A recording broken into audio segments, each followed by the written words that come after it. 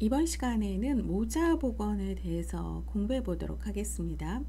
모자 복원 사업, 지역사회 모성 복원 사업, 영유아 복원 사업으로 나뉘고 있죠. 자, 개념 봅시다. 모자 복원은 생애 주기별 건강에서 가장 기초가 됩니다. 한 나라의 국민과 또 나아가 개인의 삶의 질을 추구하는 기본이 되고 뿌리가 되죠. WHO의 모자보건위원회는 모자 보건 사업을 모성의 건강 유지와 육아에 대한 기술을 터득하여 정상분만과 건강한 자녀를 갖도록 하며 예측 가능한 사고나 질환, 기형을 예방하는 사업이라고 정의했습니다. 그렇다면 우리나라 모자보건법에서 모자보건 사업이란 모성과 영유아에게 전문적인 보건의료 서비스 및 그와 관련된 정보를 제공하고 모성의 생식건강 관리와 임신, 출산, 양육 지원을 통해서 신체적, 정신적, 사회적으로 건강을 유지하게 하는 사업을 말한다고 했죠. 자, 그러면 생식건강, Reproductive Health 매니지먼트하고 임신, 출산 들어가는 게 이제 양육 지원도 같이 들어가는 거예요. 우리나라 모자보건 사업의 목적은 모성의 생명과 건강을 보호하고 건강한 자녀를 출산하고 양육해서 모자의 삶의 질을 향상시켜 국민 건강 수준을 유지 증진하는 데 있습니다. 우리나라는 인적자원분이 없는 나라예요. 그렇기 때문에 그 모자 복원이 굉장히 중요한 사업이 될 수가 있죠. 그렇다면 우리나라 모자 복원 사업의 목적이 이렇게 있다면 이제 구체적인 목적은 지역사회 건강 수준을 증진시키는 것 중 하나로 모성 건강을 유지하는 것, 임신과 분만에 수반되는 모든 합병증의 발생 위험을 줄이고 다음번 임신에 대한 준비를 하도록 하고 신생아 사망률을 줄이고 불임을 예방하고 치료하는 겁니다. 자, 모자보건 사업의 범위를 보면은 임신에서부터 태아, 영아기, 유아기, 학령기, 사춘기, 생산기 여성의 신체, 정신, 사회적 건강 문제를 포함하고 모자보건 사업의 대상은 모성인구와 아동인구를 말하고 모성인구의 대상은 넓은 의미로 광의의 의미로는 초경에서 폐경에 이르는 모든 여성이 들어갑니다. 그렇다면 좁은 의미, 협의의 의미로는 임신이나 분만, 산욕, 수유기의 여성을 뜻하죠. 아동인구의 대상은 넓은 의미로 생후부터 15, 18세까지의 남녀, 협의의 의미로는 생후부터 미취학 아동까지를 말합니다. 우리나라 모자보건법의 모성이란 임산부와 가임기 여성을 말하며 영유아란 출생 후 6년 미만인 사람을 말하죠. 구체적인 모자보건 사업의 내용을 보면 임신의 준비, 결혼 전의 건강상담과 임신계획, 임산부의 산전 분만 및 산후관리, 신생아 관리, 영유아 관리, 학령기와 사춘기 보건관리, 출산 조절, 가족계획 상담과 지도, 그 다음에 근로여성 건강관리도 들어가고 폐경기 관리도 포함이 됩니다. 여기에 임신분만과 관련된 보건 문제 외에 뭐가 있을까요? 선천성 기형이나 감염병 사고라든가 성장 발달 장애, 성병, 여성 및 어린이 학대, 혼전 임신, 청소년 비행, 약물 남용 등의 관리가 있습니다. 자, 모자보건 사업의 역사를 보면은 1421년 영국의 헨리 8세 때 신생아 등록 제도가 처음 생겨서 생정 통계를 산출하면서 시작되었다고 볼 수가 있고요. 영국의 존 데이비스가 소아의 사인 조사를 시작하고 1861년에 최초의 개통적인 영아 사망 조사 연구가 영국, 미국, 프랑스 등에서 수행되었습니다. 1872년 영국에서 생활보호법이 제정되었고 1876년 미국 뉴욕주에서는 아동복지법이 제정되었습니다. 우리나라 모자보건 사업은 로젠버그라고 1923년 그 로젠버그와 한신광이 어머니 교실 및 영유아 보건 사업의 이제 시초라고 할 수가 있죠. 그래서 보면은 이 사람들이 그 간호사죠. 그러면서 1945년에 보건후생부 예방국 방역과 모자보건계를 설치를 하고 1956년에 보건소법 공포를 하고 61년에 아동법이 이제 공포를 했죠. 쭉 내려와서 1973년에 모자보건법을 공포했고 1982년부터 84년에 전국 농어촌 지역에 89개 모자보건센터가 설립이 됐습니다. 그리고 1985년에 모자보건 가족계획 결핵관리 사업을 통합보건사업으로 전환해서 모자보건요원이 통합보건요원으로 변경이 되었습니다. 1986년에 모자보건 수첩 발급 제도가 수립이 됐고 1995년에 보건소법이 지역보건법으로 개정이 되면서 지방자치단체 관할구역에서 모자보건 사업을 실시했죠. 1999년부터 2001년도에 전국 23개 보건소 대상 모자보건 선도 사업을 추진을 했고 2005년도에는 모자보건 선도 사업을 여성과 어린이 건강 증진 사업으로 변경했습니다. 2020년도에는 보건복지부 인구정책실 인구아동정책관에서 모자보건 업무를 담당을 하고 있죠. 그렇다면 모자보건 사업이 왜 중요하느냐 한번 보죠. 자, 모자보건은 여성으로 하여금 건강한 자녀를 낳게 하고 아동의 경우 성장 과정부터 평생 동안의 건강을 좌우하는 중요한 요인이 되고 있습니다. 최근에는 모자보건, 가족계획, 불임 예방 및 치료, 인공임신 중절의 예방 및 부작용 치료, 성병과 에이즈 예방과 억제 등의 생식과 관련된 홍보 교육과 양질의 서비스를 통합한 대상자 중심의 비용 절감적인 생식보건이라는 새로운 접근 방식으로 더 포괄적으로 접근하고 있어요. 평생 건강의 기틀이 되는 모자보건 사업은 건강한 출발의 보장을 통해서 개인의 삶의 질 향상은 물론 국가나 지역사회 보건 분야의 지표로 활용되는 만큼 중요하죠.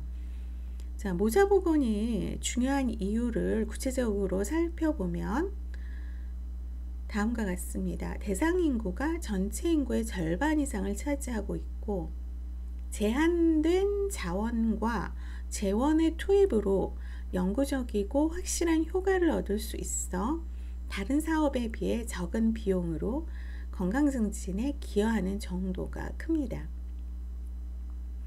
여성과 아동의 건강은 다음 세대의 인구의 자질에 영향을 주고 있고 지속적인 건강관리와 질병 예방에 관한 예방사업의 효과가 크고 확실하죠. 임산부와 어린이는 질병이 쉽게 이환되기 쉬워요. 그러면서 병에 걸리면 사망률도 높아지고 치유된 후에도 기형 및 불구의 후유증이 평생 지속될 가능성이 높습니다.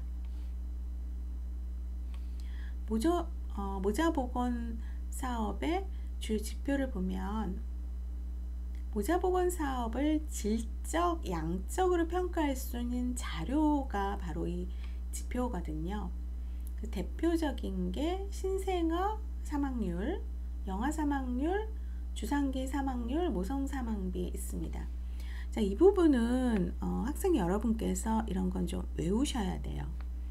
신생아 사망률과 영아 사망률이 있어요. 자, 신생아 사망은 4주 이후에서 만약에 신생아 사망을 두 그룹으로 나누는데 생후 4주 이내의 사망이 신생아 사망이에요. 우리가 이 신생아를 정의할 때 생후 한 달 이내가 아니라 4주 이내죠. 4주에서 1년 미만의 사망은 후기 신생아 사망이라고 하고 또 영아 사망이라고도 하죠. 신생아기의 주요 사망 원인은 뭘까요? 프리메이처, 조산, 너무 일찍 태어나서 이제 호흡기계에 문제가 있는 것.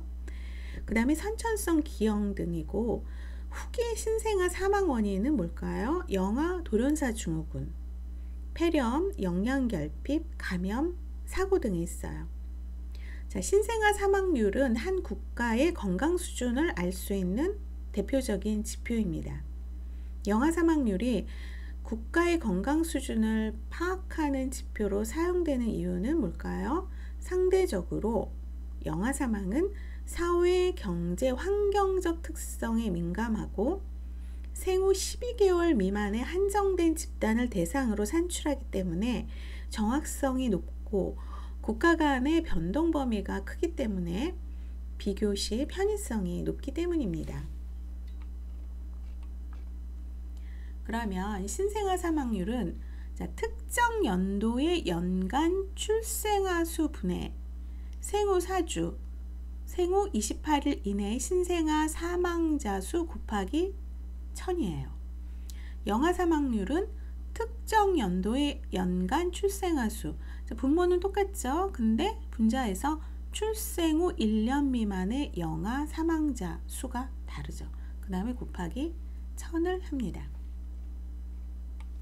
출생 전후기 사망률이라고 해서 Perinatal Period Mortality Rate, 영아나 신생아 사망률은 출생아 가운데 사망한 경우만을 고려하기 때문에 태아의 건강 상태가 불량해서 사산인 경우 분만으로 고려되지 않을 수 있어요. 스틸버스인 경우에 그렇다는 거죠. 임신 결과 또는 모성의 출산력이나 태아의 건강 상태를 평가하기에는 부족한 부분이 있고, 이를 보완할 수 있는 지표가 출생 전후기 사망률입니다. 주상기 태아와 신생아의 사망 원인은 주로 염색체 이상을 동반한 선천성 이상이 공통적이고, 이 지표는 산모의 건강 상태뿐만 아니라 태아의 건강 상태를 파악할 수 있는 모자보건 분야의 대표적인 지표입니다. 임신 28주 이상 태아 사망자 및 생후 7일 미만의 사망자 수를 해당 연도의 총 출생아, 즉 출생아 플러스 28주 이상 태아 사망자 수를 더한 것, 이것으로 나눈 수치를 천분비로 표시한 것이 출생 전후기 사망률이에요. 그 다음 maternal mortality ratio. 자, 여기서 모성 사망비와 사망률을 비교를 하셔야 돼요. maternal mortality rate는 사망률이죠. 근데 이거는 사망비예요. 모성 사망 측정을 위해서 개발된 지표 중 가장 많이 사용되는 지표예요. 출생아 10만 명당 모성자 수로 표시가 됩니다. 모성 사망이라고 하는 것은 임신 중 또는 출산 후 임신이 직접적인 원인이 되었거나 또는 임신이 기존 질병을 악화시킨 간접적 원인이 되어서 산모가 사망한 경우에 한정이 되며, 임신 중 감염된 감염병, 만성질병 및 사고에 의한 사망은 제외가 됩니다. 모성 사망은 산정관리, 분만처치, 산후관리 정도, 분만 장소를 포함한 환경위생, 출산력 조절과 밀접한 관계가 있고 사회, 경제적인 수준을 반영하죠. 그래서 모성 사망비는 당해 연도의 연간 출생아 수분에 당해 연도의 모성 사망자 수, 임신, 분만, 산욕으로 인한 모성 사망 수를 말합니다. 곱하기, 자 거기 보면은 10만을 곱하는 거죠. 그 다음에 모성 사망률, maternal mortality rate. 모성 사망률은 15에서 49세 가임기 여성 수에 대한 모성 사망 수로 표시가 되는데, 임신과 분만, 산욕, 합병증으로 사망한 모성 사망을 측정한 점에서 모성 사망비와 유사하죠. 근데 분모가 가임기 여성이에요. 그 해에 모성 사망을 모두 포함했기 때문에 모성 사망률이라고 하고, 따라서 모성 사망비와 다르게 출산과 관계없이 모든 가임기 여성 중 모성 사망을 측정할 수 있는 지표가 모성 사망률이에요. 자, 모성 사망률의 그 분모, 당해 연도의 15에서 49세 가임기 여성의 연항 인구. 이 연항 인구는 그 연도의 그 중앙 지점에서 중앙지점에 분포되어 있던 이제 인구라고 할 수가 있죠. 그러면은 한 7월에 집계된 인구를 말합니다. 당해 연도의 모성 사망자 수, 임신, 분만, 산욕으로 인한 모성 사망자 수. 자, 이거 모성 사망비하고 모성 사망률의 분자는 똑같아요.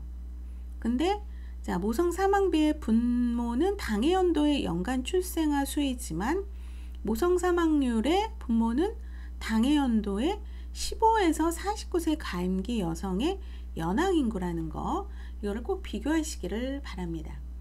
그 다음 합계 출산율, total fertility rate라고 해서 한 여성이 평생 동안 낳을 것으로 예상되는 아이의 수예요. 국가별 출산율 또는 한 사회의 인구수 변화 예측을 위한 기본 자료로 활용이 되죠.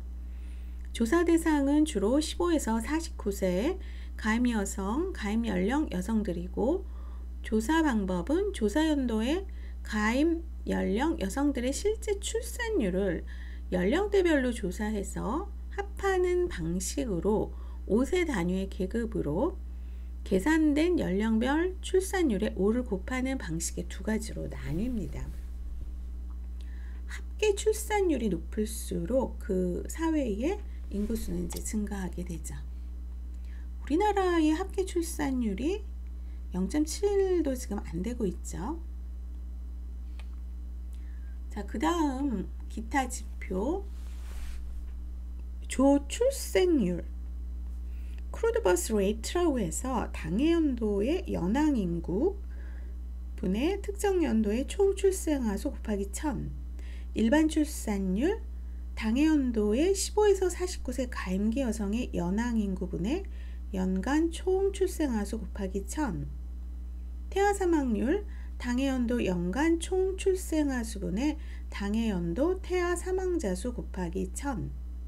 사산율은 특정 연도의 출생과 사산아가 같이 포함이 돼요.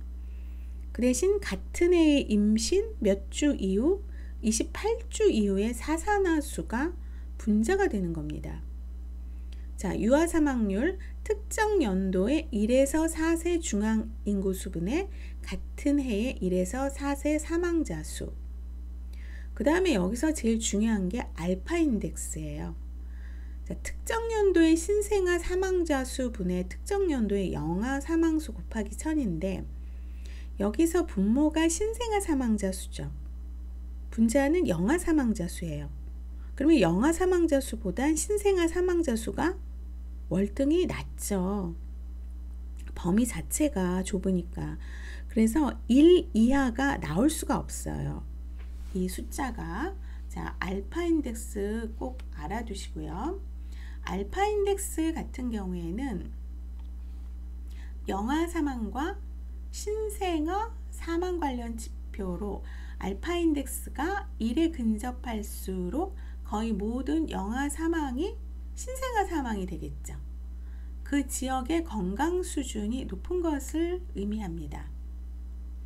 값이 클수록 신생아기 이후에 영아 사망이 높음을 의미하므로 영아 사망에 대한 예방 대책이 필요하죠. 그러니까 1에 근접할수록 이 수준이 높은 거니까 1보다 1.5, 1.8 이런 거는 수준이 어떨까요? 건강 수준이 낮은 거예요. 즉 영아 사망이 신생아 이후의 영아 사망이 높음을 의미한다는 거죠. 그러니까 영아 사망에 대한 예방 대책이 필요하고 선진국일수록 알파 인덱스는 1에 근접을 하죠. 건강 수준이 국민 건강과 생활 수준 및 문화 수준을 파악하는 척도이기 때문입니다. 모자보건 사업 관련 현황을 보면 우리나라 모자보건 현황을 모자보건 사업 주요 지표를 중심으로 한번 살펴보면, 자, 출생아 수 같은 경우 조출생률, 합계 출산율을 보면 24만 9천 명이에요. 11,000명 감소했고, 조출생률은 4.9명, 전년 대비 0.2명 감소했고, 합계 출산율이 0.78명으로 출생 통계 작성 이래 최저치라고 하는데, 지금 2024년 기준으로 하면은 0.67인가 그래요. 그래서 반올림해서 0.7이라고 하니까 더 심각한 거죠. 잠깐 보면은, 자, 여기에 그 출생아 수 보면은 2012년도 한번 보세요. 12년도에 비해서 2022년도가 반 이상이 줄었고요. 20년 정도, 15년 전에 보면 출생아 수가 연간 100만 명이 넘었어요. 근데 지금은 20만 명으로 쪼그라들었어요. 참 심각한 거죠. 인구가 줄어들면 어떻게 될까요? 나라가 없어지는 거죠. 자, 그래서 그 다음에 평균 출산 연령을 보면은 33.5세에서 점점 초혼의 연령이 더 높아지면서 첫 아이를 낳을 수 있는 연령도 높아질 수밖에 없어요.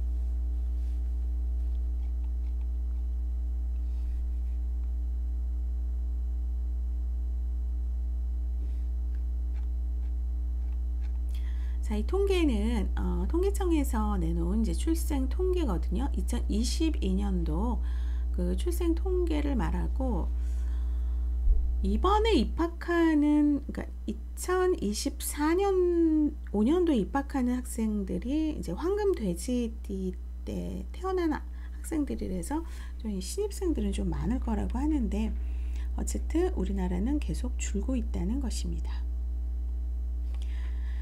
자, 그렇다면 지역사회 모성보건 사업으로 들어가서 첫 번째가 표준 모자 보건 수첩을 제공을 하죠. 임신부터 영유아기까지 각종 검사 및 건강관리 안내, 예방접종, 검진 등 의무 기록 유지, 양육에 대한 필수 객관적 정보 제공으로 모성과 영유아의 건강 증진을 도모하기 위해서 이러한 수첩을 제공하고요.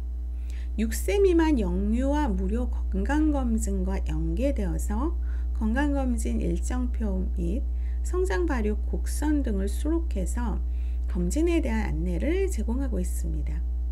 산정검진 보험급여와 연계되어서 보험급여 검진 항목을 수록해서 임산부의 적기 검진을 유도하고, 예방접종 사업과 연계되어서 예방접종 일정표 및 접종 후 주의사항 등을 기록해서 적기 접종을 유도하죠.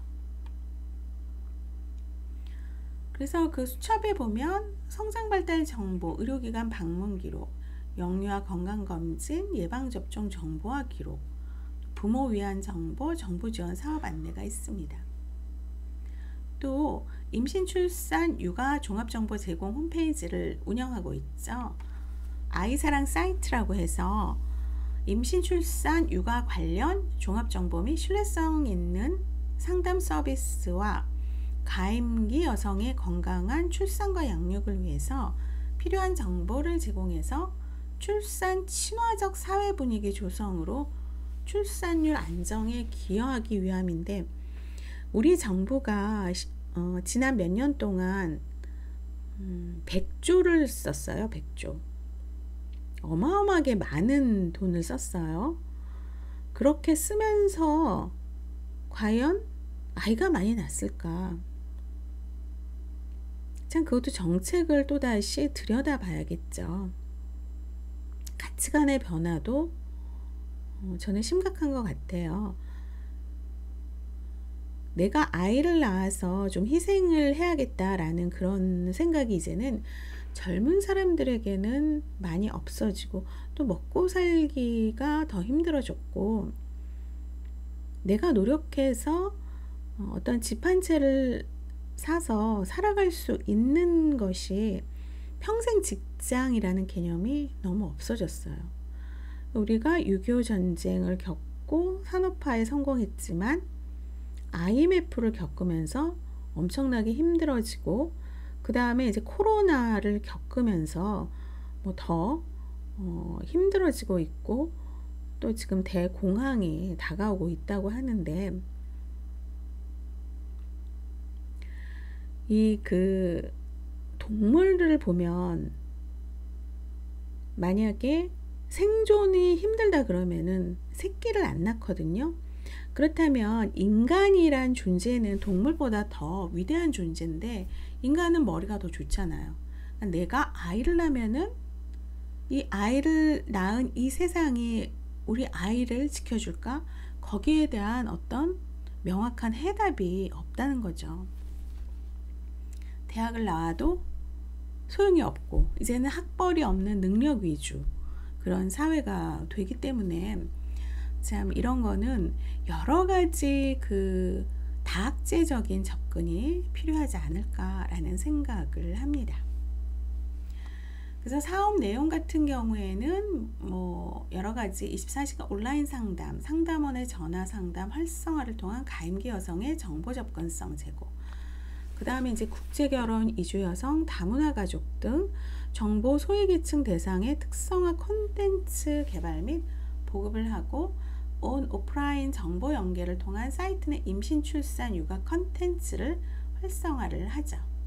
그 다음에 수요 정보 알림이가 있습니다. 자, 세 번째 보건사업을 보면 성생식 건강에 관한 정보를 제공을 하고 있어요. 성적 자기결정권 및 존중을 기반으로 한 대상자별 맞춤형 피임 정보를 제공함으로써 원치 않는 임신 예방 및 자기주도적 피임 실천을 지원하고, 피임, 월경, 성매개 감염병, STD라고 하죠. 성건강 및 위기 임신, 임신의 유지, 종결 등에 대한 온 오프라인 상담실 운영으로 이용자의 접근성을 높여 안전한 피임 문화 정착 및 여성의 건강 증진을 도모하기 위함입니다. 자, 아동, 청소년, 성인 대상으로 성적 자기 결정권, 안전한 피임 등, 자, 계획된 임신을 할 수 있도록 해야 돼요. 임신은 계획된 임신을 해야 된다. 그러면서 피임이나 menstruation, STD 등 다양한 정보를 카드 뉴스, 동영상, 웹툰 등 다양한 방식의 컨텐츠를 개발하고 제공을 하고, 성건강 및 위기 갈등 상황에서 임신의 유지, 종결 등에 대한 온 오프라인 종합 상담 서비스를 제공을 해야겠죠. 자, 네 번째 사업에는 출산 친화적인 환경을 조성을 하고 있어요. 임산부의 날 및 임산부 배려 캠페인 추진을 하는데, 10월 10일이 전 국민이 이제 임산부의 날로 법으로 정해서 전 국민이 임신과 출산의 중요성을 재인식하고, 모성 및 출산 친화적 사회 분위기를 조성해서 저출산 극복에 기여하고, 임신과 출산 친화적 문화 및 임산부가 배려받는 사회 분위기를 조성하고, 출산 친화 환경 조성에 기여한 유공자에 대한 포상, 격려로 홍보 효과를 극대화하기 위함인데, 지금 임신부를 보는 것도 힘들고, 또 요즘은 유모차를 보면은 유모차에 아기가 없고 강아지나 뭐 누구지? 고양이가 타 있는 경우가 많아요. 그걸 견모차라고 하죠. 그 다음 임산부 배려 캠페인 추진하는 거죠. 초기 임산부들에겐 유산의 위험, 입덧과 공포, 과다한 피로감 등 신체적, 정신적 어려움을 겪음에도 외견상 표시되지가 않아요. 그래서 한 2, 3개월 때 굉장히 힘들어요. 저도 입덧이 굉장히 심했거든요. 그래서 까만 봉투를 맨날 들고 다녔어요. 한 5개월 정도 돼야지 조금 배가 부르다라는 그런 그 느낌을 받는 거죠. 그래서 사회적 인식도 부족해서 공공장소나 교통수단을 이용할 때 충분한 배려를 받지 못하고 있는 실정이에요. 임산부 배려 캠페인 같은 경우에는 버스라든가 지하철에 임산부석이 있는데, 지금 보면은 어떤 할아버지 할머니들이 물론 힘드시기는 하지만 거기에 이제 앉아 계시는 거 보면 참 그거는 이게 어떤 실효성이 있나 그런 생각이 들고요. 임산부임을 나타내는 상징 디자인을 소지 물품이나 공공장소 안내문 등으로 다양하게 제작 보급해서 초기 임산부들이 공공장소에서 배려받을 수 있는 사회 분위기를 조성 확산하기 위함인데, 그 전철에 임산부석이 있는 거기는 임산부가 아닌, 그러니까 임산부들이 어떤 그 상징 디자인 혹은 소리 나는 태그를 갖고 있어서 태그를 찍고 거기에 앉을 수 있도록 해야 될 것 같아요. 그러면 임산부가 아닌 사람, 그 태그가 없는 사람은 삑삑 소리가 나도록 해야지. 지금 보면은 전철 타고 다닐 때 보면은 대부분 할머니, 할아버지, 할머니들은 뭐 같은 여자니까 뭐 앉을 수 있겠지만 할아버지가 앉는 건 좀 너무하지 않나 라는 생각도 듭니다. 그 다음에 엠블럼이라고 해서 임산부 배려 캠페인 상징물을 제작 배포를 해서, 이 엠블럼의 의미가 임산부 먼저라는 문자와 임산부 배려를 뜻하는 배려의 손과 원을 결합해서 강한 주목성을 나타내므로 캠페인의 목적과 사회적 행동을 동시에 강조하고자 한 거죠. 자, 그 다음 모성보건사업에 위기 임신 상담 제도가 있어요. 위기 임신 전문 상담센터라고 해서 한국 마더세이프가 있는데, 임신이나 모유 수유 중 감기약 등 약물 복용 시 부작용 여부 및 안전한 약물 사용에 대한 온 오프라인 무료 전문 상담을 제공하고 있고, 안전한 피임 방법, 사후 피임약의 올바른 복용법, 임신 출산 건강관리 안내 및 무료 전문 상담을 제공을 합니다. 또한 의사, 간호사, 약사 등 대상 약물 상담 전문가를 교육하고 임산부 대상 마더세이프 교육을 제공을 하죠. 그 다음 위기 임신 상담은 보건복지 콜센터에 이제 129 혹은 1644-7373 인구 보건복지협회가 있는데, 24시간 위기 임신, 임신 중절 상담 제공 및 전문 상담 기관과 연계해서 미혼모 시설 등 유관기관 및 출산, 자녀 양육 정보 등을 제공하고 임신 갈등 상담 서비스도 연계하고 있는데, 우리나라에 미혼모도 많지만 미혼부도 많거든요. 미혼부가 법적으로 처해 있는 그런 어떤 취약성이 굉장히 많더라고요. 그런 것도 해야 되지 않을까라는 생각도 듭니다. 그 다음 6번째가 산후조리원 감염 및 안전관리인데, 자, 산후조리원 같은 경우에는 임산부 및 영유아의 집단관리로 이들은 면역이 취약하기 때문에 감염 위험에 쉽게 노출이 돼요. 화재 등 사고 발생 시 대피에 취약하기 때문에 안전하고 건강한 산후조리를 지원하고자 산후조리원 감염 및 안전관리 체계를 도입을 하게 됐죠. 산후조리원의 신고제 도입, 산후조리원에서 감염, 안전사고 발생 시 의료기관 이송 보고를 의무화하고, 미보고 시 과태료를 부과하고, 산후조리원 감염관리 및 산후조리업자에 대한 감염병 예방 등에 관한 교육 지침을 모자보건법 개정을 통해서 이제 시행을 하고 있죠. 그 다음 청소년 산모 임신 출산 의료비 지원 사업이 있습니다. 이 목적은 산정관리가 취약한 청소년 산모 대상으로 임신 출산 의료비를 지원함으로써 청소년 산모와 태아의 건강 증진을 도모하기 위함인데, 청소년 산모는 특성상 사회적 노출을 기피해요. 또 부모와의 관계가 단절되죠. 이렇게 되면 산정관리가 미흡해서 산정검사 항목, 출산에 소요되는 의료비 대부분이 어떻게 될까요? 비급여 항목이 되는 거죠. 그렇게 되면 산모의 본인 부담금이 높아집니다. 그래서 2010년 12월에 청소년 산모 임신 출산 의료비 지원 사업 도입을 확정하고, 2011년 9월에는 청소년 산모 임신 출산 의료비 지원 전용 카드를 도입하고, 2015년 5월 청소년 산모 임신 출산 의료비 지원 국민 행복카드를 도입을 했어요.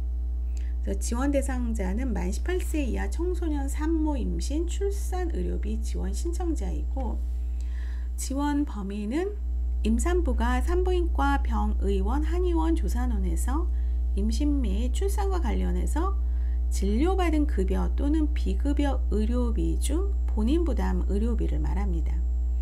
지원 금액은 임신 1회당 120만원 범위 내 임산부 및 2세 미만 영아의 모든 의료비 및 약제, 치료재료 구입비이고, 지원 방법은 요양기관에서 이제 국민 행복카드로 하고, 카드 수령 후부터 분만 예정 이후 2년까지죠. 자, 이것도 중요한데, 물론 그 전에 임신을 안 하는 것이 더 중요하겠죠. 하지만 청소년들이 임신을 했을 경우에 그 아이를 버리지 않고 계속 키울 수 있도록 정책이 바뀌어져야 되지 않을까. 이런 것도 중요하지만 어떤 정책이 필요할까요?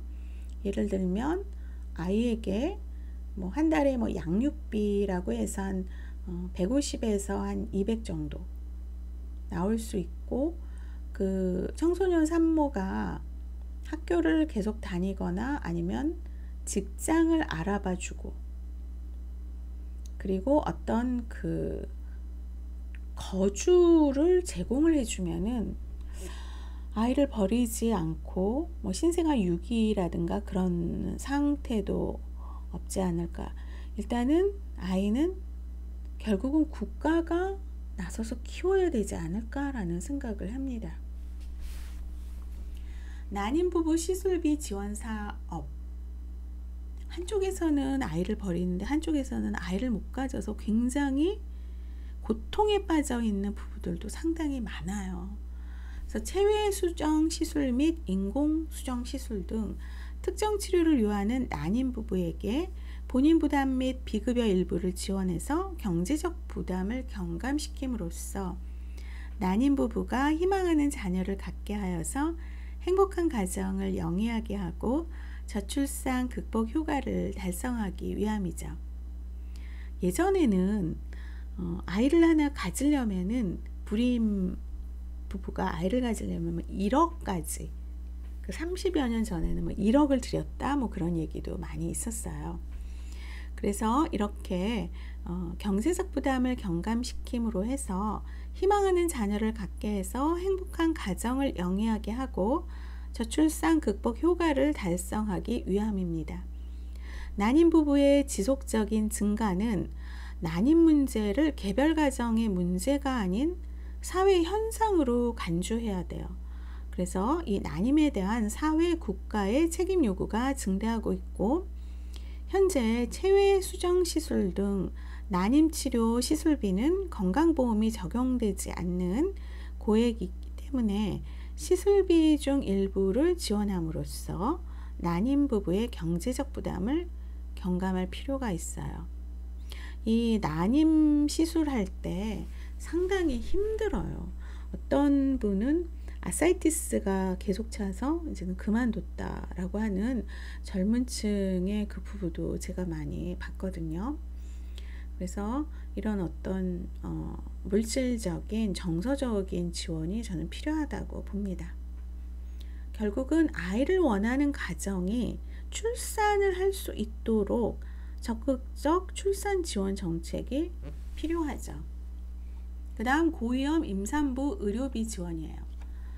여성의 사회활동 증가, 또 결혼 가치관 변화, 만원 등으로 인해서 임신 연령대 상승, 모체의 건강 이상 등으로 매년 하이리스크 프레그넌시, 그러니까 하이리스크 고위험 임산부가 증가하고 있어요. 고위험 임신의 적정 치료, 또 관리에 필요한 진료비를 지원해서 경제적 부담 경감 및 건강한 출산과 모자 건강을 보장을 하기 위함입니다. 자, 그렇다면 모성보건관리로 들어가서 첫 번째 이제 혼전관리죠. 모성보건의 대상은 가임기 여성이고요.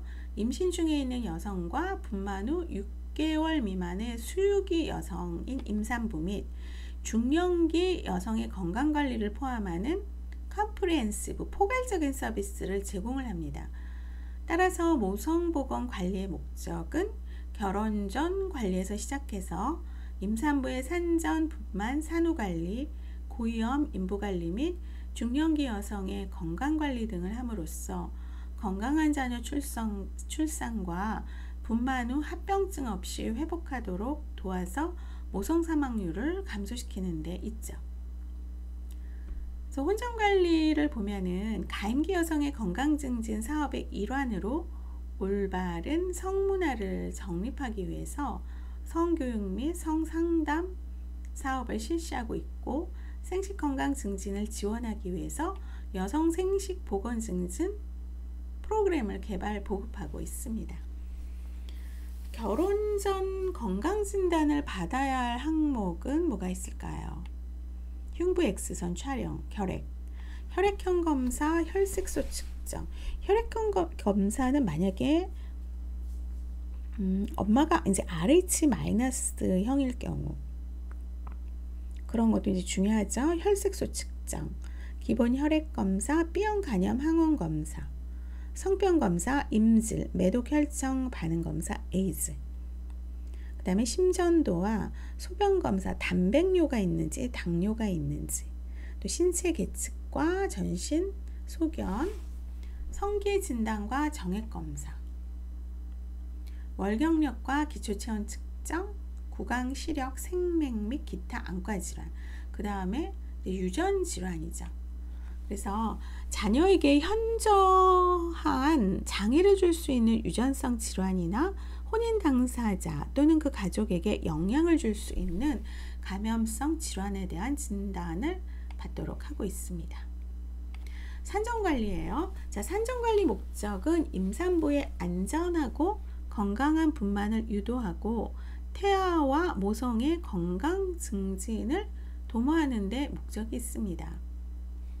그래서 임산부로 하여금 최상의 건강 상태에 도달해서 건강한 아이를 출산하게 하고, 임신 합병증을 예방하고 조기 발견해서 관리함으로써 안전분만 및 산욕계 회복을 촉진하고, 이런 관리를 통해서 사산율이나 출산 전후기 사망률, 미숙아 출산율, 모성 사망률 등을 감소시킬 수가 있고요. 모자 간의 신체적, 정신적으로 만족스러운 관계를 맺도록 하고, 산정관리에는 의학적 측면, 임산부의 일상생활과 영양, 사회적 측면의 고려가 필요하고, 무엇보다 중요한 산정관리의 내용은 임산부의 교육이죠. 정상 임신은 임신의 경과를 정확히 알고 건강한 임신을 유지해야 하고, 자, 고위험 임신은 어떻게 해야 될까요? 그 원인이 뭔지 그 내용을 자세히 파악을 하면서 계획적인 관리와 치료를 받아야 합니다. 산정관리 내용을 보면 임산부 등록과 관리가 있어요. 보건소에 등록한 임산부에게 모자보건수첩의 발급과 건강기록부를 작성하고, 분만 전까지 주기적으로 전화상담을 하거나 보건소를 방문하도록 해서 산정관리를 이제 시행을 하는 거죠. 모자보건수첩에 보급을 해서 임신부터 영유아기까지 각종 검사 및 건강관리 안내, 예방접종, 검진 등 의무 기록을 유지하고 양육에 대한 필수 객관적 정보 제공으로 모성과 영유아의 건강 증진을 도모하는 것입니다. 그 다음 임산부의 정기 건강진단, 건강검진을 실시하는 거예요. 초진 시 실시할 임상검사는 뭐가 있을까요? 요검사, 혈압 측정, 체중 측정. 30주 이전에 과중한 체중 증가는 주의가 필요하죠. 흉부 X선 촬영, 심전도, 결핵과 심장질환 유무 확인, 자궁 저부 높이, 그 다음에 혈액검사, 태아심음, 성병검사, 에이즈검사, B형 간염검사, 초음파검사, 임신 15에서 20주의 태아기형검사, 알파페토프로틴 검사 등이 있고요. 또 임산부의 정기 건강진단 실시 기준이 모자보건법 시행규칙에 나와 있습니다. 임신 28주까지 4주마다 1회를 가야 되고요. 29주에서 36주까지 2주마다 1회, 임신 37주 이후에는 1주마다 1회를 방문을 해야 됩니다. 임산부가 장애인이거나 만 35세 이상이거나 다태아를 임신한 경우 또는 의사가 고위험 임신으로 판단한 경우에는 항목의 횟수를 넘어서 건강진단을 실시할 수 있습니다. 그래서 산정관리 내용에서 보면은 이제 고위험 임산부 관리가 있어요. 산모와 태아에 나쁜 영향을 미치는 요소를 임신 초기에 발견하고 적절히 대처해서 고위험 임신 때문에 장애가 되거나 사망하는 것을 미리 방지해야 합니다. 임신 기간의 계속적인 프리네탈 케어, 산정 관리로 환경적, 사회적, 경제적, 의학적인 고위험 인자를 찾아내야 합니다. 산모가 고위험 임신으로 선별이 되면 의료인과 가족, 사회인 모두 동참해서 산모에게서 위험 요소를 제거해야겠죠. 20세 미만과 35세 이상의 임산부, 저소득층 임산부, 유전적 소인이 있는 임산부, 다산 임산부, 5회 이상의 이제 경산부를 말하고요. 상과적 합병증이 있는 임산부, 심한 빈혈증, 영양실조, 비만증이 있는 임산부, 고혈압 등 순환기계 및 신진대사에 이상이 있는 임산부, 정서적으로 문제가 있는 가족의 임산부, 산정검사 시 이상이 있는 임산부를 말하죠. 그 다음에 산전 영양관리가 있어요. 임산부는 임신기간 동안 태아에게 영양 공급 및 자신의 신체 변화를 위해서 최적의 영양을 섭취해야 돼요. 임신 첫 3개월 동안은 태아가 작고 분화하는 과정이죠.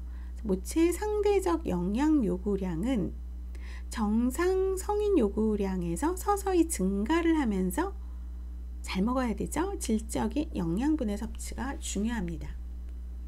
임신 중기와 말기 동안은 임신 초기보다 태아의 성장에 필요한 많은 양의 주요 영양물이 요구가 되고, 미국의 어떤 그 연구 단체에서는 추천하는 하루 칼로리 섭취량이 임신 초기에는 2000칼로리, 중기와 말기에는 2500, 특히 단백질의 섭취는 일일 60g을 권장하고 있습니다. 그 다음 산정관리 내용에서 임산부 유방관리가 있어요. 임신 6에서 7개월부터 모유 수유에 대해서 결정해서 유방관리를 시작하면 출산 후 모유 수유를 하는데 많은 도움이 되고, 특히 수유를 위한 유두 준비는 매우 중요하죠. 유두를 튼튼하게 하기 위해서 목욕이나 샤워 후에 타월로 닦는 방법이 있고, 근데 이거는 자극과 짓무름의 원인이 될 만큼 심하게 해서는 안 되죠. 조기분만의 위험이 없다면 엄지와 검지 사이에 유두를 잡고 매일 잠깐씩 부드럽게 굴려줘야 되고, 공기 중에 노출시키면서 햇볕을 쬐이는 것이 좋습니다. 함몰 유도가 되면은 아이가 모유 수유를 할 수가 없죠. 그 다음에 산전 운동. 인부의 신체 중심이 변화가 되면서 골반 관절이 부드러워지고 이완이 돼요. 그러면 척추에 뭐가 커브가 심해지면서 등의 하부 근육이 짧아져서 자주 요통, 백페인을 호소하게 되죠. 그러면 요통을 예방하고 감소하기 위해서 pelvic tilt라고 해서 골반 흔들기 운동이 있고요. Kegel's exercise. 이거는 생식기 주위에 근육을 강화하면서 근력을 향상시키고 이 pelvic floor의 근육이 분만 후 즉시 정상적인 기능을 회복하도록 도와줘요.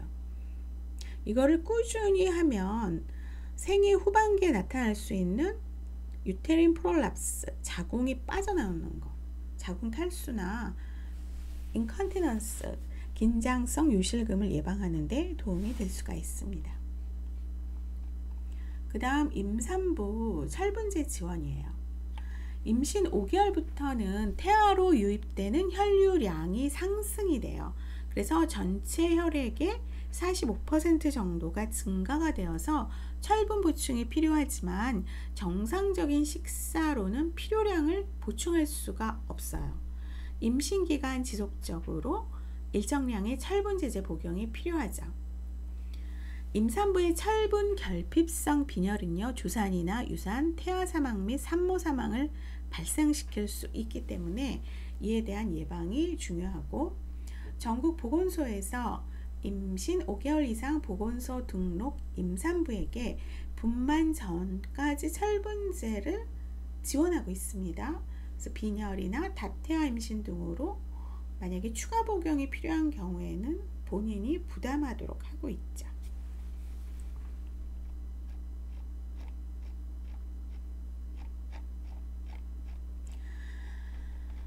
자, 그 다음에는 이제 산욕기 관리예요. 분만 후 6에서 8주까지를 산욕기라고 합니다. 분만으로 인해 생긴 어떤 그 생식기의 상처가 완전히 회복되어서 모체가 임신 전 상태로 회복되는 기간이죠. 그러니까 자궁이 골반 그 강으로 복강 안으로 어떻게 주먹 크기만큼으로 이제 줄여들어서 들어가야 되는 것. 임신 전 상태로 완전히 회복이 돼야 돼요. 그러면 가족 중 간호할 사람을 선정해서 산모 및 신생아 간호법을 시범으로 보여주고 지도 감독을 해야 되죠. 산후에는 출혈이나 오로로 인해서 단백질이나 철분의 손실이 큽니다. 충분한 수분 공급과 함께 생선, 육류, 간, 우유, 계란, 콩, 녹황색 채소 등의 섭취를 강화해야 돼요. 모유 분비가 잘 되도록 양질의 식품을 충분히 섭취하고 균형 잡힌 식사 관리로 산후 비만을 예방하도록 하는데, 저는 아이를 낳고 첫애 때 모유가 좀 안 나왔어요. 둘째 때는 좀 많이 나왔는데, 그래서 첫애 때 모유가 안 나와서 그때 엄마가 돼지족발을 삶아서 줬거든요. 그랬더니 모유가 엄청 많이 나오더라고요. 어쨌든 이게 사람마다 좀 개개인마다 다를 수가 있는데 좀 그런 방법도 있어요. 출산으로 초래된 피로회복과 조직 치유를 위한 에너지, 아기와 관련하여서 증가된 활동으로 인해서 이전보다 더 많은 휴식이 필요하죠. 엄청나게 잠이 많이 오죠. 분만으로 인해서 자궁이나 질, 외음 등의 상처가 있어서 세균 감염의 위험이 있으니까 외음의 청결에 유의하고, 산후의 목욕은 세균 감염의 위험이 있어요.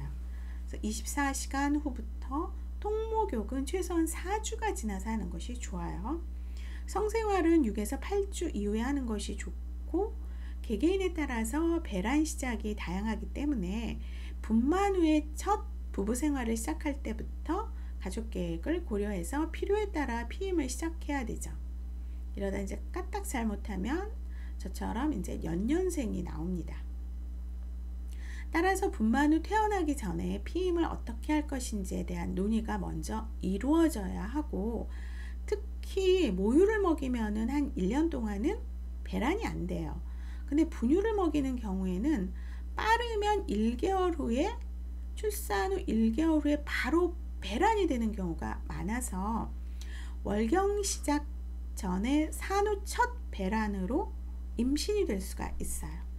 그렇기 때문에 특히 유의해야 되고, 간호사는 피임에 대한 산모와 남편의 지식 정도 및 태도, 그리고 성활동에 대해서 어세스하고 대상자 부부에게 맞는 피임 방법을 결정하도록 지지할 수가 있죠. 일시적, 반영구적 및 영구적 피임 방법의 장단점에 대한 정보를 제공해서 충분한 정보를 가진 상태에서 결정을 할 수 있도록 도울 수 있어야 됩니다. 임신에서 분만에 이르기까지 복부와 골반의 근육이 어떻게 됐을까요? 많이 늘어나 있어요. 그래서 원래 상태로 회복시키기 위해서는 산후 운동이 필요하죠. 산후 회복이 좋은 경우는 산후 24시간 정도가 지난 후 간호사와 상의 운동을 시작하는데 절대로 무리하지 말아야 돼요. 심호흡과 가벼운 운동부터 시작해서 점차 운동의 강도와 양을 늘려나가는 것이 좋아요. 그래서 산후 체조, 심호흡, 질회음 근육 운동이 있어요. 이런 산후 운동에는 분만 시 늘어난 복벽과 골반 및 근육의 수축 회복을 촉진시키고 체력을 길러주고 혈액순환을 좋게 해주고 소변의 배출과 자궁 수축을 도와줍니다. 모유의 분비를 촉진시켜주고 산후 긴장을 풀어주면서 피로회복에 효과가 있죠.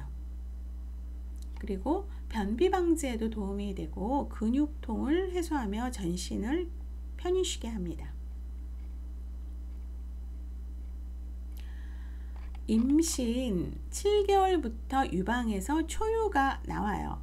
진하고 끈끈하고 짙은 노란색을 띠고 비타민 C, D를 제외한 단백질, 지방, 열량이 적당량 포함되어 있고 소화가 용이하면서 아기의 태변이 잘 나오도록 도와줍니다.